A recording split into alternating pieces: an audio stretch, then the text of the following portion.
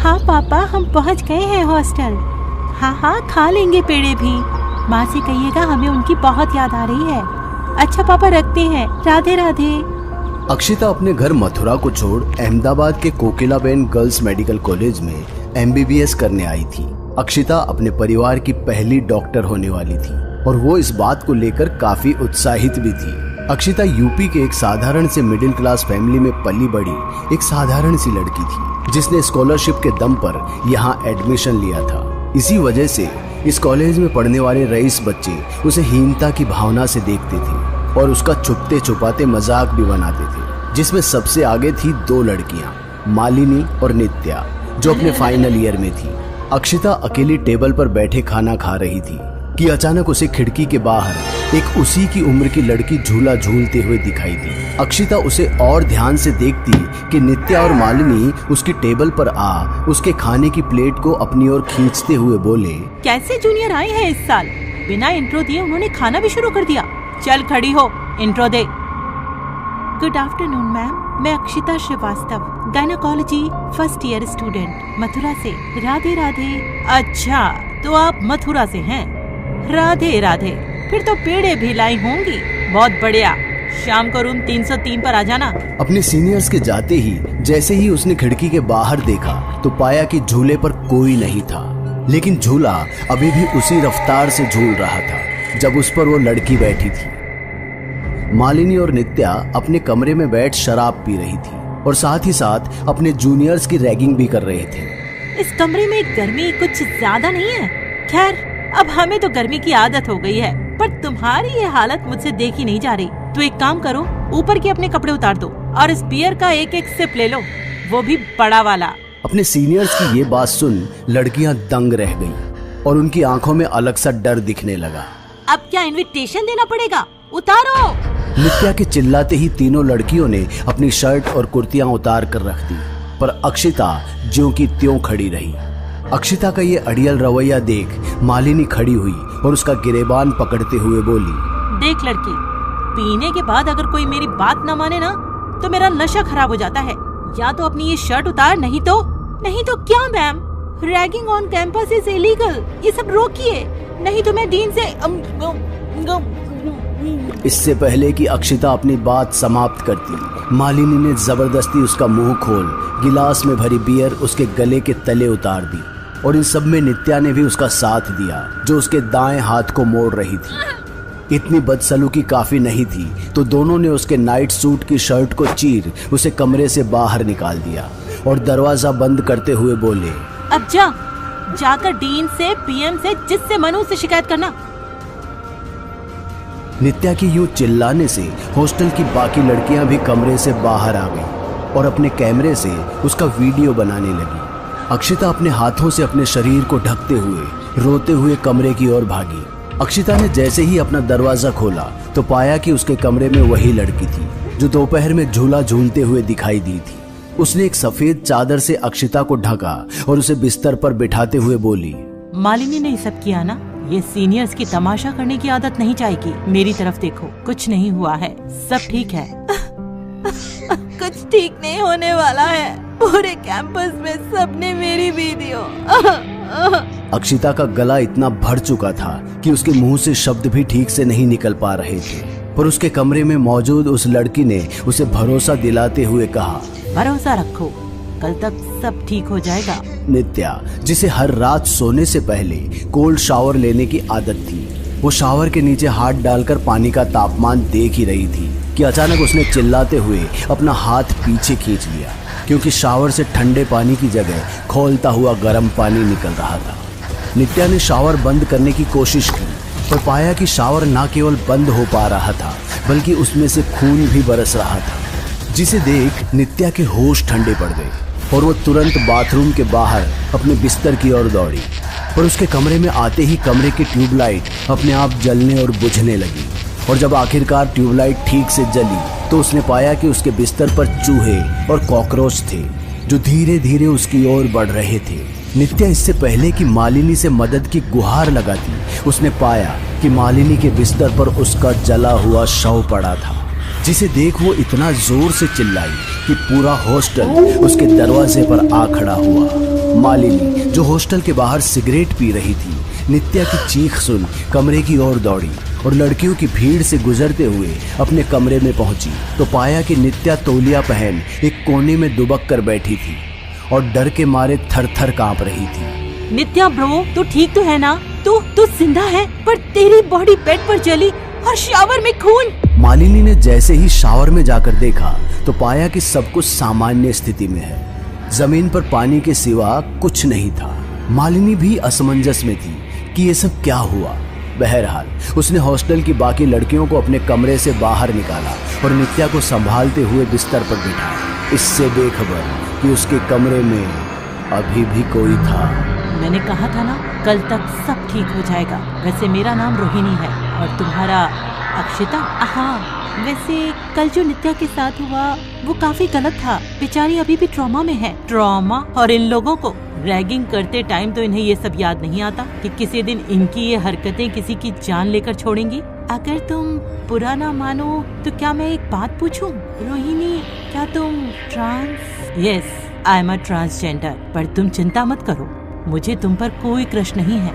तुम इतनी भी सेक्सी नहीं हो यार कि तुम्हारे लिए रोहिणी से वापस रोहन बन जाऊं। रोहिणी की इस बात पर अक्षिता जोर जोर से हंस पड़ी। मालिनी जो बगल वाली टेबल पर बैठी थी, अक्षिता को यूं खिलखिलाकर हंसता देख खींच उठी और हाथ में पकड़े पेपर कप को मसलते हुए बोली, नित्या पर हंस रही है ना? एक बार अकेले में मिल जाए तो मैं इसे बताऊंगी।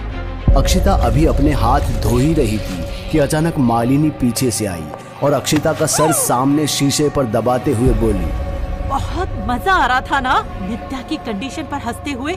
रुक, तुझे अभी बताती हूँ। ये धमकी दे मालिनी ने अपनी जेब से स्कैल्पेल निकाला और इससे पहले कि वो अक्षिता को हानि पहुंचाती, उसका हाथ अपने आप ही दूसरे हाथ की दिशा में घूम गया और उसने अपने ही कंधे में उस स्कैल्पेल को कई बार घुसा दिया और लहूलुहान हो दर्द में चिल्लाने लगी। अक्षिता ने पकड़ छूटते ही घूमकर देखा तो पाया कि वहां मालिनी के साथ रोहिणी भी थी, जो पीछे कोने में खड़ी बस मुस्कुरा रही थी। मालिनी की चीख सुन डॉक्टर अकरम जब अंदर पहुंचे तो उन्होंने पाया कि मालिनी जमीन पर बैठी दर्द से करहा रही थी। फर्श पर एक स्कैल्पेल खून से लबरेज पड़ा था और अक्षिता कोने में से गौर से देख रही थी। अक्षिता, अपने सीनियर पर ऐसे वार करते हुए तुमने जरा भी नहीं सोचा? सर, माँ कसम कह रहे हैं, हमने कुछ नहीं किया, बल्कि इन्होंने हमारा सर शीशे पे दे मारा था। आप चाहे तो रोहिणी से। अक्षिता ने जैसे ही अपनी उंगली रोहिणी की तरफ मोड़ी तो पाया कि रोहिणी वहां से जा चुकी थी। डॉक्टर अकरम ने भी जब भीतर झांका तो पाया कि वहां कोई नहीं था और गुस्से में तमतमाते हुए उन्होंने उसका हाथ पकड़ा और उसे डीन के ऑफिस में ले गए। अक्षिता ने डीन के ऑफिस में कई बार अपनी सफाई पेश की, पर डॉक्टर अकरम और डीन शर्मा ये हरगिज मानने को राजी ना थे कि वो बेकसूर है। बहरहाल अक्षिता को इंक्वायरी बैठने तक सस्पेंड कर दिया गया। अक्षिता की आंखों से आंसू रुकने का नाम नहीं ले रहे थे और वो सीधे अपने कमरे में सिरहाने में अपना सर दबाकर लेट गई। अक्षिता अभी रो ही रही थी कि अचानक रोहिणी एक बार फिर अक्षिता के सर पर अपना हाथ फेरते हुए बोली, तुम्हें मेरा नाम नहीं लेना चाहिए था। तुम्हारे चक्कर में मुझे सस्पेंड कर दिया गया और जो तुमने मालिनी के साथ किया, शर्म आनी चाहिए थी तुम्हें खुद पर। डॉक्टर अकरम रिकॉर्ड्स की अलमारी में कुछ ढूंढ ही रहे थे कि अचानक पुरानी फाइलों के ढेर में से एक हरी फाइल गिरी जिसमें 2018 के बैच स्टूडेंट्स के रिकॉर्ड्स थे। अकरम उस फाइल को उठाने के लिए झुका कि अचानक उसकी नजर फाइल के एक पन्ने पर गिरी जिस पर रोहिणी दत्ता का नाम था। अकरम रोहिणी की तस्वीर देख असमंजस में पड़ गया और तुरंत ही उसने वो रिकॉर्ड उठा डीन शर्मा की केबिन की ओर दौड़ा। ये नहीं हो सकता, वो रोहिणी अभी भी। शर्मा मैम, आखिर कौन है ये रोहिणी जिसका नाम अक्षिता बार बार ले रही थी और ये 18 के बैच में भी थी? चली नहीं, मर गई। Rohini Dutta, transgender, reservation quota से आई थी। वो लड़की पढ़ने में होशियार थी, पर 2018 में बाकी लड़कियों का रवैया उसके साथ ठीक नहीं था। वो अक्सर कैंटीन की मेस में अकेले बैठकर खाना खाती थी क्योंकि लड़कियां उसे अपने जैसा नहीं मानती थी। उन्हें रोहिणी से घिन आती थी। वो रोहिणी से इस कदर दूर भागती कि जब वो कॉलेज के वॉशरूम में जाती तो लड़कियां बाथरूम से छींकते हुए निकलती। कॉलेज की कोई लड़की उसके साथ अपना कमरा शेयर करने तक को राजी नहीं थी। एक शाम जब उसके सीनियर्स उसकी रैगिंग ले रहे थे और उसे कपड़े उतारने को कहा तो उसने साफ साफ मना कर दिया और अपनी सीनियर को धक्का देकर अपने कमरे से भाग गई। कॉलेज की लड़कियों ने उसके खिलाफ कंप्लेंट फाइल की और कहा कि अगर उसे कॉलेज से नहीं निकाला गया तो वो सब पुलिस के पास जाएंगी। और ट्रस्टीज को भी सच से ज्यादा अपनी रेपुटेशन की पड़ी थी। तो कहाँ चली गई? मतलब आप लोगों ने उसे रेस्टिकेट ही कर दिया? उससे भी बुरा, जिस रात उसे रेस्टिकेट किया गया उसने लॉन में लगे झूले की रस्सी से फांसी लगा ली और मामला रफा दफा करने के लिए रोहिणी के पेरेंट्स को पैसे दे दिए गए और पोस्टमार्टम में झूठी रिपोर्ट बनाई गई कि कमरे में शॉर्ट सर्किट हुआ और रोहिणी जलकर मर गई। अक्षिता दुबक कर अपने कमरे के एक कोने में बैठ चुकी थी और कांपते होठों से वो बस एक ही बात कह रही थी, रोहिणी रोहिणी रोहिणी, मुझे कुछ मत करना। रोहिणी प्लीज, रोहिणी तुम तो मेरी दोस्त हो ना। रोहिणी रोहिणी प्लीज मुझे कुछ मत करना। रोहिणी रोहिणी प्लीज, तुम मेरी दोस्त हो ना। रोहिणी, फिर भी दोस्त के साथ गद्दारी की तुमने। मैं मालिनी और नित्या से तुम्हारे लिए लड़ रही थी और तुमने मुझे ही। रोहिणी गुस्से में अक्षिता की तरफ बढ़ती चली जा रही थी और देखते ही देखते उसकी आत्मा अक्षिता में ऐसे घुसी कि अक्षिता का रंग रूप भी उसकी तरह दिखने लगा। अक्षिता, जिसका जिस्म अब रोहिणी के काबू में था, वो कमरे की मेज से एक चाकू उठा लॉन में झूले की ओर जा रही थी।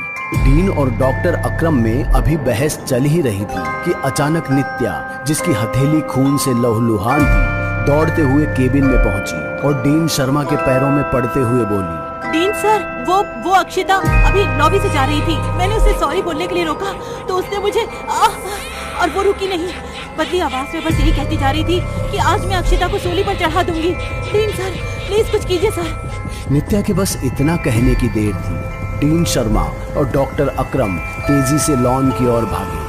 हवाएं तेज चल रही थी, आसमान में बिजली गरज रही थी और रोहिणी का ध्यान सिर्फ झूले की रस्सी काटने पर था।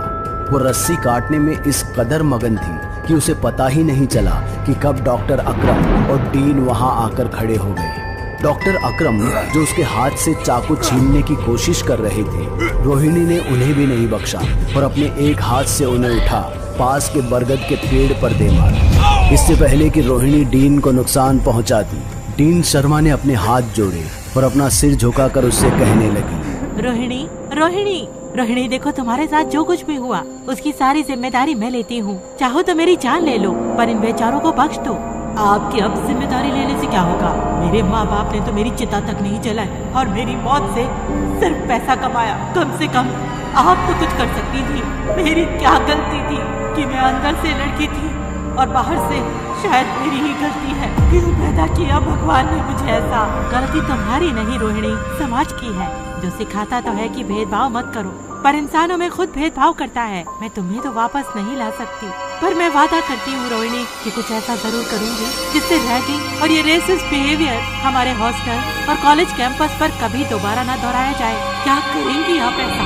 और अगले दिन मीडिया को बुलाकर डीन के शर्मा ने 2018 के दिल दहला देने वाली घटना का प्रमाण पत्रकारों के सामने रखा और पुलिस केस कर मामले की तह तक जाने की बात कही। नित्या और मालिनी, जो स्टूडेंट्स को हॉस्टल में रैगिंग किया करती थी, उन्हें एक सेमेस्टर के लिए सस्पेंड कर उन पर हॉस्टल कमेटी की जांच बिठा दी गई। इतना ही नहीं, उन्होंने कैंपस में सेक्स एजुकेशन को प्रमोट करने के लिए भी अपनी इच्छा जताई। रोहिणी, जिसकी आत्मा दूर खड़े ये सब देख रही थी, आखिरकार उसके दिल को भी सुकून मिला और उसे मुक्ति मिल गई। दोस्तों, कुछ आत्माएं बुरी नहीं होती, वो बस वक्त और लोगों की सताई होती है।